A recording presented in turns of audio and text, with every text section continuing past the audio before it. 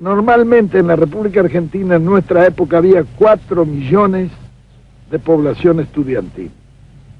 De esos 4 millones, solamente 300.000 hacían los estudios secundarios. De manera que de la escuela primaria a la enseñanza secundaria ya había un descarte de 3.700.000 muchachos. De esos 300.000 iban a la universidad nunca más de 100.000 en todas las universidades. De manera que ya en esa etapa había otro descarte de 200.000.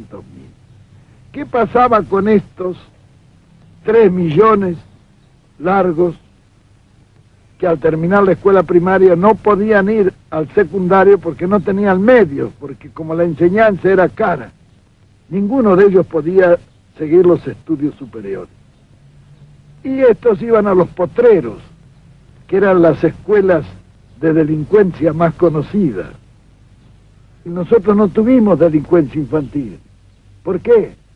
Porque en Buenos Aires más de 50.000 muchachos tenían sus clubes. Esos clubes los hacía el Estado y se lo entregaba a los vecinos que lo administraban y lo llevaban adelante. Por otra parte, las escuelas profesionales, donde el chico iba, recibía un salario y a la vez estudiaba. Después de recibirse de operario, iban a la fábrica, estaban 3 años.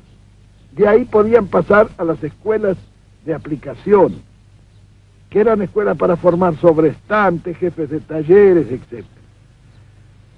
Después de estar allí, iban nuevamente a la industria y estaban 2 o 3 años y entonces tenían derecho a ingresar a la universidad obrera, de donde salían ingenieros de fábrica en cada una de las grandes especialidades de la industria. Eso fue para la masa. Es decir, en esto se contempló un panorama de conjunto y se hizo la conquista más grande, fue que allí la universidad se llenó de hijos de obreros, donde antes estaba solamente admitido el oligarca, porque la forma de llevar al oligarca es poner altos aranceles, entonces solamente puede ir el que los paga. Nosotros suprimimos todos los aranceles. Para la universidad no había ni derechos de exámenes ni nada, era gratis, totalmente gratis, el Estado pagaba eso. De manera que tanto el pobre como el rico podía ir. Era un crimen que estuviéramos seleccionando materia gris en círculos de 100.000 personas cuando lo podíamos seleccionar en 4 millones, que hubieran salido más abundantes. Se crea el Ministerio de Educación. Se establece la Universidad Obrera Nacional. Se construye la Ciudad Universitaria en Tucumán. Se crean en Rosario las facultades de Humanidades, Ciencias de la Educación, Medicina, Ciencias Económicas y Matemáticas. Facultad de Ingeniería de San Juan. Ciencias de la Educación en San Luis. Universidad Nacional de La Plata. Ciudad Universitaria en Córdoba. Ciudad Universitaria en Mendoza. Ciudad Universitaria de Buenos Aires. Se suprimen los aranceles universitarios. Se establecen becas para estudiantes de escasos recursos, no solo argentinos, sino también de cualquier parte del mundo, que vienen por miles a estudiar a nuestro país. Se reglamentan las Olimpiadas Universitarias.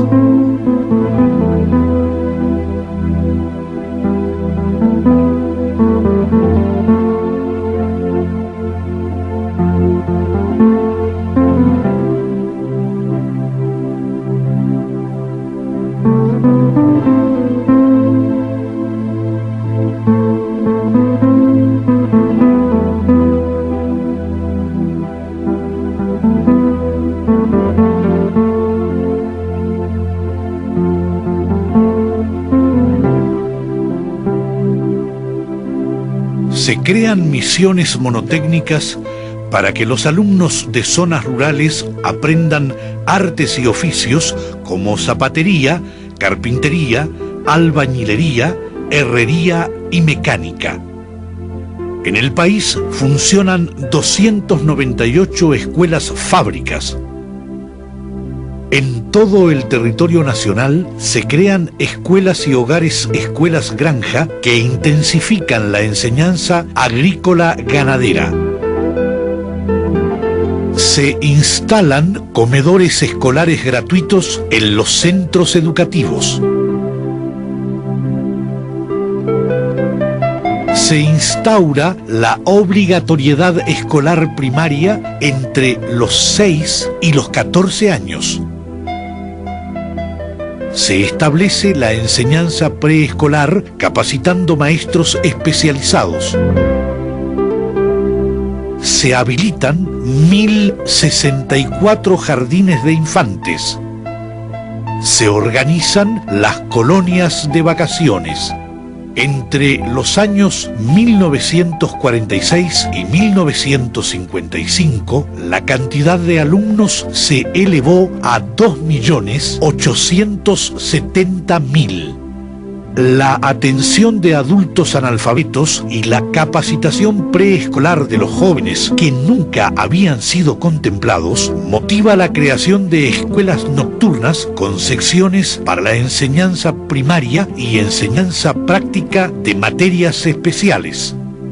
Para la solución del problema que plantea la educación de niños y adultos inválidos, enfermos y deficientes mentales o de los sentidos, se crean las escuelas de policlínicos y domiciliaria, ambas únicas en el mundo.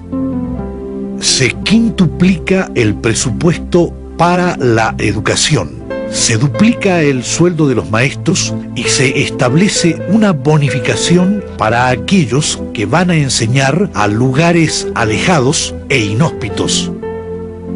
Se construyeron más escuelas que en todo el resto de la historia argentina, 8.000.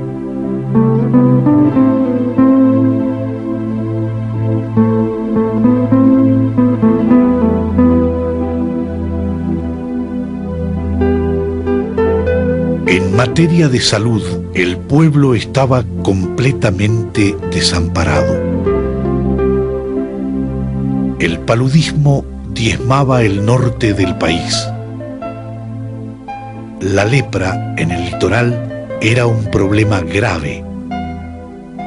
La sífilis configuraba un verdadero flagelo nacional. En 1946, el índice de mortalidad por tuberculosis era del 200 por 1000. Hasta 1946 no existía en la República Argentina un organismo estatal encargado de velar por la salud de su población.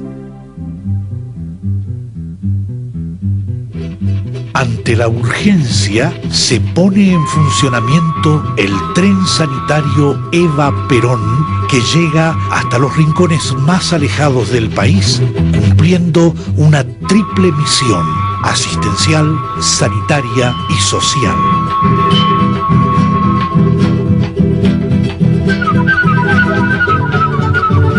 El tren cuenta con usina, sala de cirugía,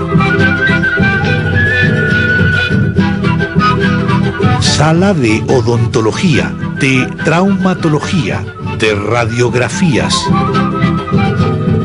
laboratorio de análisis clínicos, un vagón farmacia que suministra en forma gratuita los medicamentos recetados y un microcine para los pacientes que esperan ser atendidos.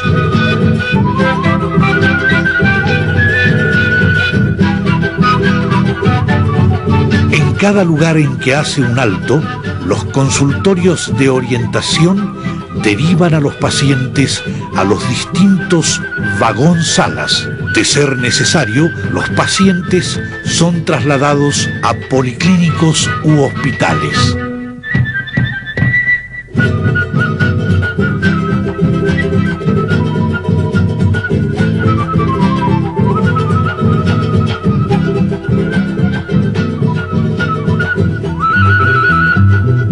se crea en 1946 el Ministerio de Salud. El presupuesto de salud se multiplica 50 veces. Se realizan grandes campañas de vacunación contra la viruela, el tracoma, la brucelosis, la fiebre amarilla, la parálisis infantil y otros males endémicos. En solo 2 años de acción intensa, los enfermos de paludismo se reducen de 23.000 a 500. Se habilitan centros de investigación y diagnóstico en el interior del país y la capital federal. Se inaugura la fábrica de medicamentos que abastece completa y gratuitamente a hospitales nacionales, provinciales y municipales. En 1948 comienza a funcionar la aviación sanitaria. Solo Sanidad Escolar atiende a 1 millón de chicos por año para seguir de cerca su crecimiento y desarrollo. El mismo proceso preventivo se extiende a las poblaciones obreras de fábricas y talleres.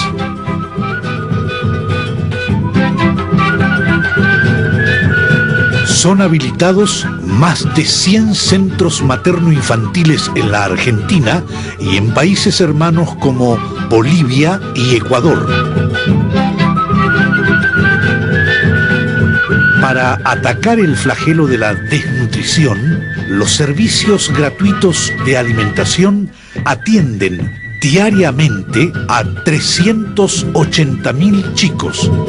Se habilitan los hospitales termales de Río Hondo y Carué.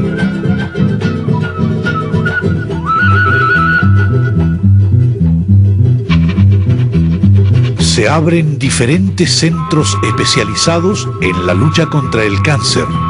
Se crea el Banco Central de Sangre, que incluye una fábrica de plasma disecado y otros derivados.